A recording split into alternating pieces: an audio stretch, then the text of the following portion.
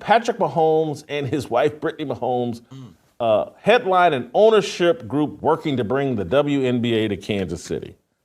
She missed calling timeouts during crucial moments. They've already got a new team coming next year, their 13th team. Then I think the next year they got 2 more teams coming. And now Kansas City wants to be the 16th team. Her defensive strategies were questioned, with some suggesting she might be better suited for a lower-level coaching position. I know you haven't watched nearly as much of this as me, but this is why I keep saying the WNBA is a really poorly run league. Adam Silver's to blame. Kathy Engelbert, the commissioner of the WNBA, are to blame. Her tactics appear to be more suited for junior high or small high school teams. Now, they're struggling for 144 players on the 12 teams they have. There's not 48, 4 more teams times 12. There's not 48 more players. You're talking about watering down a league that has 1 star. The players often seem to win in spite of her coaching rather than because of it. And then a bunch of women that struggle to make layups, and you're talking about adding 48 more players?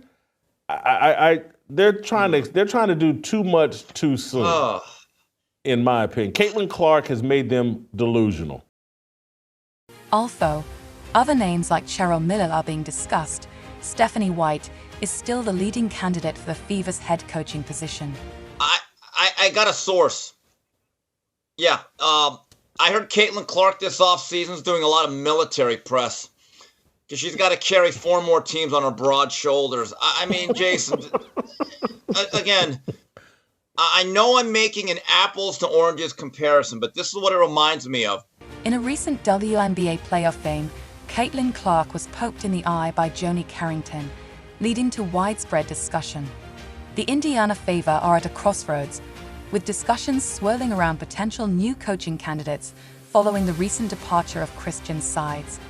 Despite being the first coach to lead the Fever to the playoffs, Sides' tenure was marred by criticism of her defensive strategies, particularly against picks and rolls, prompting a mixed reaction from fans. While many are relieved by her exit, they are also optimistic about the future and the potential for a new leader to guide the talented roster, which includes standout players like Caitlin Clark, Kelsey Mitchell, and Aliyah Boston. In the mix of potential candidates, Stephanie White emerges as the frontrunner. Her experience and success in basketball make her an attractive choice to lead a team with championship aspirations. White's connection to Indiana is strong. She played for the Fever and has deep roots in the state, which makes her an ideal candidate for the coaching position. Many fans and analysts believe her familiarity with the team's culture and its challenges could provide the necessary spark to elevate the Fever back into championship contention. As the conversation around coaching candidates unfolds, other names, such as Cheryl Miller and even Mark Jackson, have been floated in discussions. While Miller is an iconic figure in women's basketball, it appears she may not be looking to return to coaching full-time. However, her connection with Caitlin Clark and her influence on the game still make her a notable mention in these conversations. Meanwhile, Mark Jackson, known for his success in the NBA, is seen as a less likely candidate due to the challenges he would face in adapting to the WNBA landscape. The Fever situation is reminiscent of other sports franchises facing pivotal changes.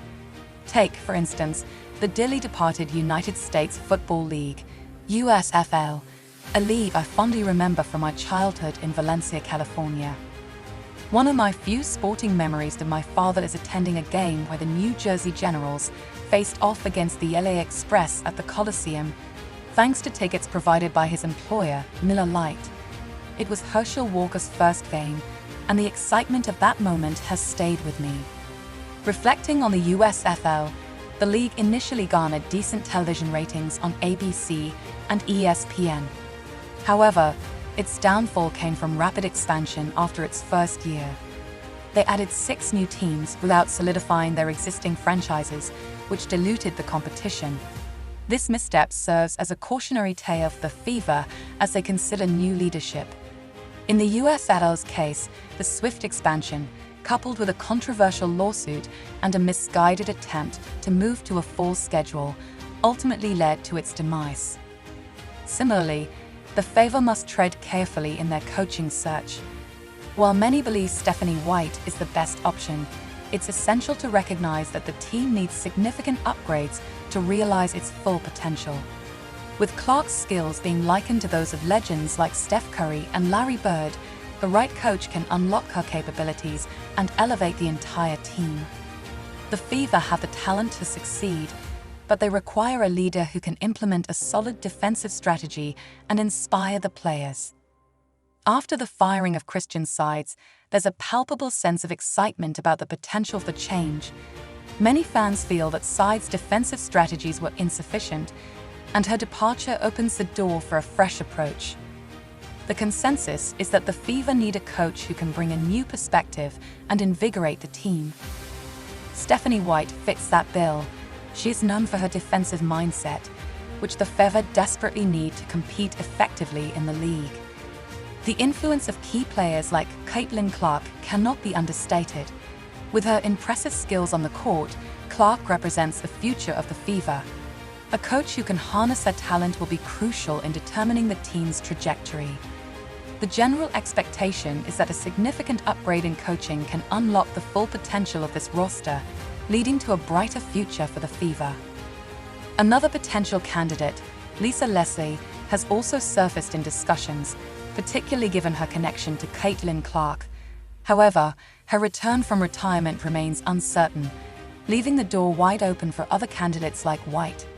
Stephanie White's history with the Fever and her passion for Indiana basketball could provide the emotional and strategic boost the team needs.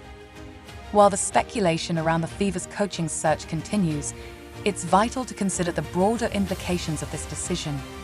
The Fever have a storied history, and fans are eager for a return to glory. Stephanie White's deep connections to the team and the state make her a compelling candidate. Her familiarity with the players and the community can foster a sense of unity and purpose, essential elements for a successful coaching tenure. Moreover, the Fever's potential discussions with White highlight their commitment to finding the right leader for the team. There are whispers that the Chicago Sky are also interested in her services, which complicates the situation. While Chicago presents its own set of challenges, Indiana offers a homecoming for White, aligning with her roots and experience. It would not be surprising if she preferred the Fever, considering the opportunities for success and personal fulfillment. Ultimately, the choice of a new head coach will have lasting effects on the Indiana Fever. Stephanie White appears to be the strongest candidate, with a blend of experience, local knowledge, and a coaching style that aligns with the team's needs. As fans eagerly await the announcement, it's clear that the Fever are poised for a transformative period. The right coach can reignite the team's spirit and competitiveness, setting the stage for future successes. In conclusion, the Fever find themselves at a critical juncture, with the potential for a new coach to lead them into a promising future. As discussions continue, the excitement surrounding candidates like Stephanie White illustrates the hope that fans have for the team.